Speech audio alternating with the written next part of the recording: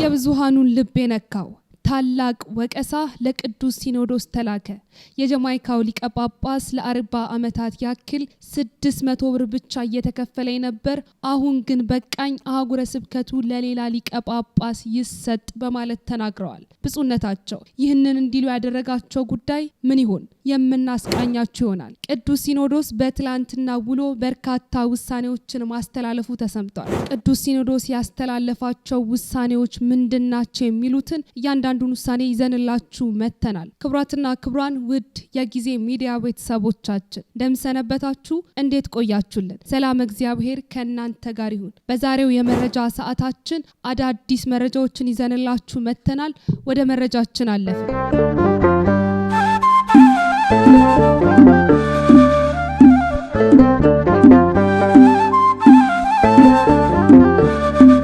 እንግዲህ ለ40 ዓመታት ያክል በመልክ እንኳን አይናቸውን አይተናቸው ማናውቃቸው የጀማይካው ሊቀ ጳጳስ ብፁዕ አቡነ ታዲዮስ መልእክት ማስተላለፋቸው ይታወቃል። ታዲያ ብፁዕነታቸው በመልእክታቸው ከ40 ዓመታት በላይ በኢትዮጵያ 600 ብር ብቻ እየተከፈለኝ የኖርኩት በማለት የተናገሩት የጀማይካው አህጉረ ስብከት ሊቀ ጳጳስ ብፁዕ አቡነ ታዲዮስ አሁን ግን ይበቃኛል ሲሉ ተደምጠዋል። ብፁዕነታቸው እንደገለጹት 40 ዘመን ሙሉ ሰርክ ህብስት የዕለት እንጀራ በማይገኝበት ጀማይካ ሀገር ሳገለግል ስኖር ልሙት ልኑር ሲኖዶሱ ያልጠየቀኝ ለምንድን ነው? ይህንን ያህል ዘመን እኔና ስራ አስኪያጅ 600 ብር ብቻ እየተከፈለን ስንኖር በየአመቱ ለስብሰባ ባለመገኘቴ ለምን እንዴት ብላችሁ አትጠይቁኝም?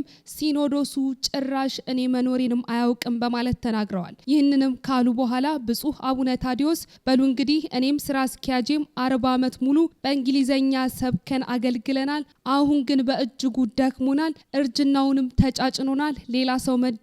የጀማይካ ክርስቲያኖች ያለ አባት አንድ ቀን እንኳን ማደር አይችሉም በማለት ተናግረዋል።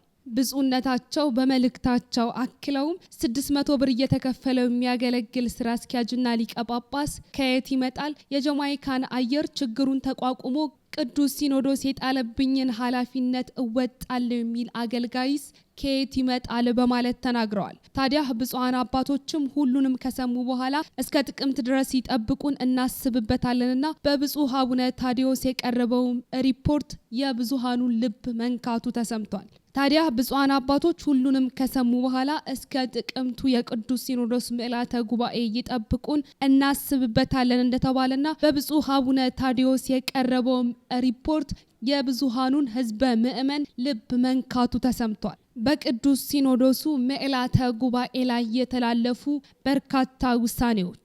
እንደሚታወቀው ቅዱስ ሲኖዶስ የግንቦት ወር የርክበ ካህናት ምልዓተ ጉባኤን ከጀመረ በርካታ ቀናቶች ተቆጥረዋል። ታዲያ በዚህ የግንቦት ወር የርክበ ካህናት ምልዓተ ጉባኤ ላይ ቅዱስ ሲኖዶስ በርካታ ውሳኔዎችን ማስተላለፉ የሚታወቅ ነው። ታዲያ በውሳኔዎቹ መሰረት የቅዱስ ሲኖዶስ ዋና ጸሐፊን እንዲሁም የጠቅላይ ቤተ ክህነት ጽሕፈት ቤት ዋና ስራ አስኪያጅን ጨምሮ በርካታ ውሳኔዎች ተላልፈዋል። ቅዱስ ሲኖዶስ በምልዓተ ጉባኤው ብፁዕ አቡነ ዲዮስቆሮስን የቅዱስ ሲኖዶስ ዋና ጸሐፊ፣ ብፁዕ አቡነ ሳዊሮስን ደግሞ የመንበረ ፓትርያርክ ጠቅላይ ቤተ ክህነት ጽሕፈት ቤት ስራ አስኪያጅና ብፁዕ አቡነ ሕርያቆስን የሀዲያ ሀገረ ስብከት እንደያዙ የአዲስ አበባን ሀገረ ስብከት ሊቀ ጳጳስ በመሆን እንዲያገለግሉና ብፁዕ አቡነ ናትናኤል የኮሎራዶ አህጉረ ስብከት ሊቀ ጳጳስ የነበሩትም የቅድስት ሀገር ኢየሩሳሌም ገዳም ሊቀ ጳጳስ እንዲሆኑ የተሾሙ ሲሆን ብፁዕ አቡነ ናትናኤል ሚንሶታን እንደያዙ የኮሎራዶ አህጉረ ስብከትንም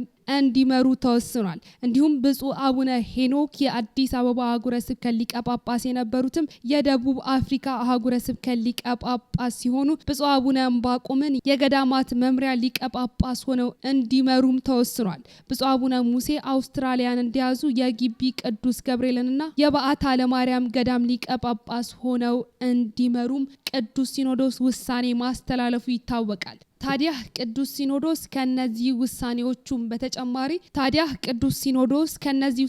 በተጨማሪ ዝክረ ኒቂያ የሊቃውንት ጉባኤ በአመት 2 ጊዜ እንዲከናወን ቅዱስ ሲኖዶስ ምልዓተ ጉባኤ ወስኗል። ዝክረ ኒቂያ ጉባኤ በአመት 2 ጊዜ ከጥቅምትና ግንቦት ርክበ ካህናት ጉባኤ በፊት እንዲከናወን የቅዱስ ሲኖዶስ ምልዓተ ጉባኤ የወሰነ ሲሆን 13ኛ ቀኑን የሚያስቆጠረው 132ኛው መደበኛ የቅዱስ ሲኖዶስ ምልዓተ ጉባኤ ከሚያዝያ ከ20 እስከ 22 ቀን 2017 ዓመተ ምህረት ዓለም አቀፉ ዝክረ ኒቂያ የሊቃውንት ጉባኤ ተወያይቶ ያቀረበውን የአቋም መግለጫ በሙሉ ድምጽ መቀበሉን ገልጾ የተለያዩ ውሳኔዎችንም አስተላልፏል። በዚህም መሰረት በዝክረ ኒቂያ የሊቃውንቱ ጉባኤ ወቅት በጉባኤ መምህራን ሊቃውንት አማካኝነት በቀረበው በነገረ ማርያምና በነገረ ክርስቶስ በዚህም መሰረት በዝክረ ኒቂያ ጉባኤ ወቅት በጉባኤ መምህራን ሊቃውንት አማካኝነት በቀረበው ነገረ ማርያምና በነገረ ክርስቶስ ዙሪያ በሚነሱ ጥያቄዎችን አስመልክቶ ያቀረበውን የኦርቶዶክሳዊ የእምነት ትምህርት በሊቃውንት ጉባኤ ታይቶና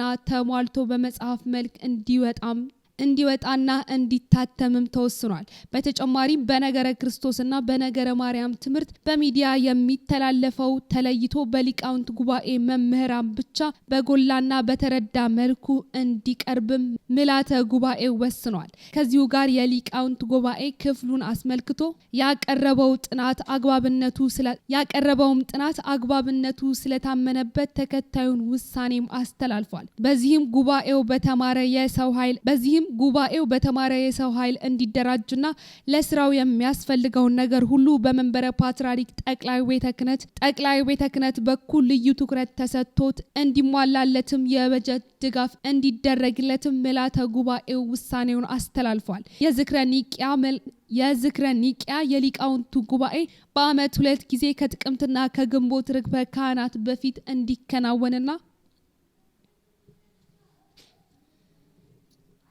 የሊቃውንት ጉባኤ ባቀረበው አቋም መግለጫ መሰረትም የቅበተ ሃይማኖት ዘርፍ፣ የቀኖናና ስርዓተ አምልኮ ዘርፍ፣ የቅዱሳት መጻሕፍት ትርጉም ዘርፍ፣ የታሪክ የባህልና ሳይንስ ዘርፍ፣ የጥናትና የምርምር ዘርፍ፣ የማህበራዊ ሚዲያና ተያያዥ ዘርፎች በሚል በተጠና ሁኔታ ተሟልተው ከቋሚ ሲኖዶስ መምሪያ እየተቀበለ እንዲሰራና በቀጣይም እስከ አህጉረ ስብከት ያለውን መዋቅርም አደረጃጀትም ተጠናክሮ እንዲቀጥል ሲል ምልዓተ ጉባኤው ውሳኔውን በሙሉ ድምጽ አስተላልፏል። ከነዚህ ውሳኔዎቹ በተጨማሪም የቅዱስ ሲኖዶስ ምልዓተ ጉባኤ የቅድስት ቤተክርስቲያን የረጅምና አጭር ጊዜ እቅድ ማስፈጸሚያ በጀትም አጽድቋል። የመናገሻ አምባ ማርያምና የጋራ መድኃኔዓለም አንድነት ገዳም በተመለከተ እንደ ጥንቱ አንድነት ገዳም ስርዓት እንዲተዳደርም ወስኗል። የቅዱስ ሲኖዶስ ምልዓተ ጉባኤ ምዕራብ ካናዳን በተመለከተ በጥቅምት ጉባኤ የቀረበውን ጥያቄ አስመልክቶ ቦታው ድረስ የተመደበው አጣሪ ልዑክ ባቀረበው ሪፖርት መሰረትም ውሳኔውን ሰጥቷል። የቅዱስ ሲኖዶስ ምልዓተ ጉባኤ የገዳማት ጉባኤን በተመለከተም በገዳማት መምሪያ በተዘጋጀው ጉባኤ የቀረበውን የአንድነት ገዳማት የአቋም መግለጫን በተመለከተ ተወያይቶ ውሳኔዎችንም አስተላልፏል። ገዳማውያን ለጉዳይ ሲመጡ ክብራቸውን የሚመጥን ማረፊያ